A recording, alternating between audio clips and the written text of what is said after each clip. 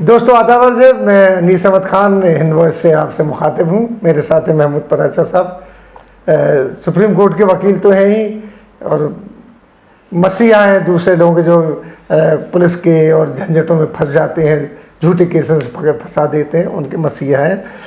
तो बहुत बहुत खैर मकदम है महमूद भाई आपका हिंद वॉइस पे। मैं आपसे एक सवाल करना चाहता हूँ कि अभी एक चीज़ चल रही है कि जो यहाँ पे विस्थापित यानी रिफ्यूजीज़ हैं भारत में, अफ़गानिस्तानी, और वो मुसलमान हैं ज़्यादातर,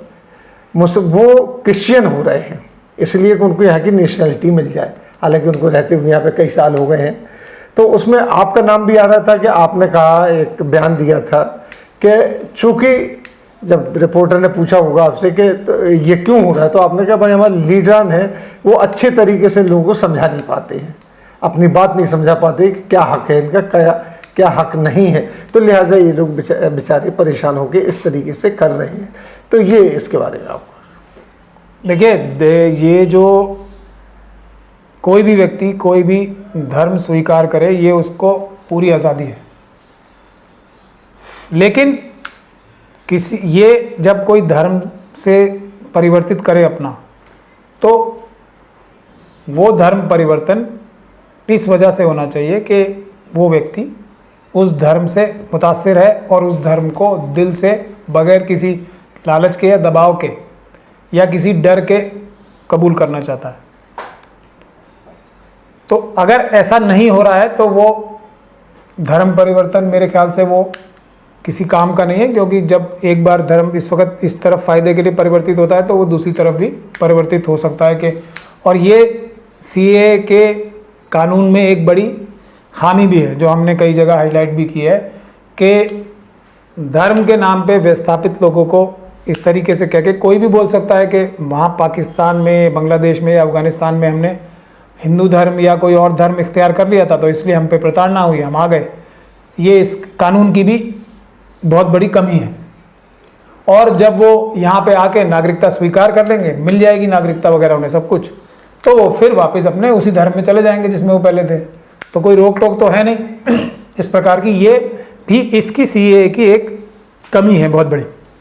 जो हमने हाईलाइट की। मगर यहाँ मुद्दा कुछ और है जो कि सिर्फ ये कुछ अफ़गानिस्तानी जो जैसी रिपोर्टें आ रही हैं, अब वो पता नहीं किस हद तक सच है या गलत है, लेकिन अगर सच है तो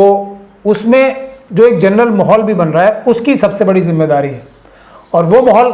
मैं अपने देश की बात करूंगा, दूसरे देशों की तो क्या बात करूं, हमारे यहाँ जो मुस्लिम लीडरशिप है उसने एक ऐसी इमेज पेश कर दी है इस्लाम की कि इसके मानने वाले हमारे लीडरों जैसे होते हैं, बुज़दिल, कायर, डरपोक, लालची, और किसी के भी आगे अपने जो प्रिंसिपल्स हैं, असूल हैं धर्म के या इंसानियत के या इंसाफ के, कॉम्प्रोमाइज़ करने वाले। ऐसी एक इमेज हमारे जो कुछ 100-200 मजहबी रहनुमा हैं और पॉलिटिकल लीडर्स हैं, उन्होंने ऐसी एक इमेज प्रस्तुत कर दी है हमारे इस्लाम धर्म की, जो कि आम जनता उसके बिल्कुल बरक्स है। लेकिन इसका बहुत बड़ा असर पड़ता है बहुत सारे लोगों पर कि क्या इस्लाम धर्म के मानने वाले जब इतने बड़े धर्मगुरु इतने डरपोक, कायर, लालची और डरपोक हैं, लालची हैं और किसी से भी डर जाने वाले हैं और इंसाफ को एक मिनट में छोड़ के जुल्म की तरफ खड़े हो जाते हैं और उसी की हिमायत करने लगते हैं कि नहीं, ये जो जुल्म हो रहा है यही हम लोगों के लिए बहुत अच्छा हो रहा है, और ऐसी जो हरकतें कर रहे हैं वो, उससे ये एक इमेज जाती है कि भारत के जो मुसलमान हैं वो शायद इतने ज़्यादा कमज़ोर हैं कि अपने मज़हब पे चल नहीं पा रहे। इस वजह से भी कुछ लोग धर्म को डर के मारे छोड़ने की चेष्टा कर सकते हैं या किसी लालच के माध्यम। तो इसकी सबसे बड़ी जिम्मेदारी हमारे धार्मिक रहनुमाओं की है कि वो अपनी एक ऐसी इमेज पेश करें कि वो डरपोक नहीं है, वो मुसलमान हैं और मुसलमान ईमान रखने वाले ही होते हैं। नाम के मुसलमान नहीं होता कोई भी, जिसके पास ईमान है वही मुसलमान है। और ईमान होने का मतलब है सबसे पहले उसका डर से कोई ताल्लुक नहीं होना चाहिए, दूसरा उसको किसी भी हालत में इंसाफ से नहीं हटना चाहिए, नाइंसाफ़ी की तरफ खड़ा नहीं होना चाहिए, चाहे इंसाफ की तरफ कोई भी हो, किसी भी मजहब का मानने वाला हो या गरीब हो अमीर हो, एक सच्चे मुसलमान को इंसाफ की तरफ खड़ा होना चाहिए। तो हमारे लीडरों को मुसलमान बनने की, अपने ईमान को पुख्ता करने की बहुत ज़्यादा ज़रूरत है। ये सारी कमी उनकी है कि एक मुस्लिम और इस्लाम की जो इमेज ख़राब हो रही है वो हमारे धार्मिक रहनुमाओं की वजह से हो रही है। आम लोग और जो ग्रास रूट लेवल के हैं या जो मिडिल लेवल के भी जो हमारे धार्मिक लीडर हैं वो बहुत बहादुर हैं और उनके ईमान भी बहुत ज़्यादा पक्के हैं। सिर्फ कमी हमारे ऊपर के लीडर्स को है, उनको सुधरने की कोशिश करनी चाहिए बहुत जल्दी। तो ये जो आपने किया कि इसमें एक क्रिश्चियन चर्च है वो ये कर रहा है, ये जो आरोप लगा है इस खबर में, जो जिसका हवाला मैंने दिया है, तो आप इसके लिए कोई कोशिश कर रहे हैं या किस तरीके से करेंगे इसको? देखिए, मेरे पास अभी तक इस तरह की कोई पुख्ता रिपोर्ट आई नहीं है। अगर आएगी तो एकदम हम उनकी मदद करेंगे। और हम तो सीधे सीधे कह ही रहे हैं कि CAA, NRC और NPR का कानून हम लोग सरकार को बाध्य करेंगे अपने पीसफुल और लीगल प्रोटेस्ट के द्वारा, माध्यम के द्वारा। अब तो सरकार के अंदर से भी बहुत लोग हमें सपोर्ट कर रहे हैं, MPs और जो MLAs हैं वो हमें बहुत सपोर्ट कर रहे हैं कि हाँ, हमने भी इसमें, हमें शुरू में पता नहीं थी इतनी बड़ी गलतियाँ, खामियां हैं और इससे देश का इतना नुकसान हो जाएगा।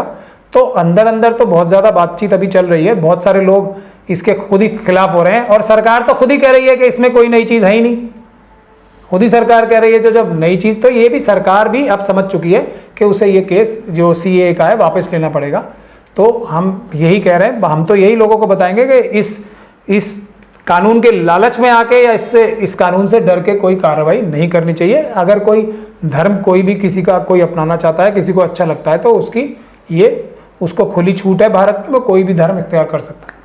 बहुत बहुत शुक्रिया कि आपने एक गलत फहमी को दूर किया, क्योंकि ये खबर आ रही थी और आपका उसमें बयान भी शामिल था।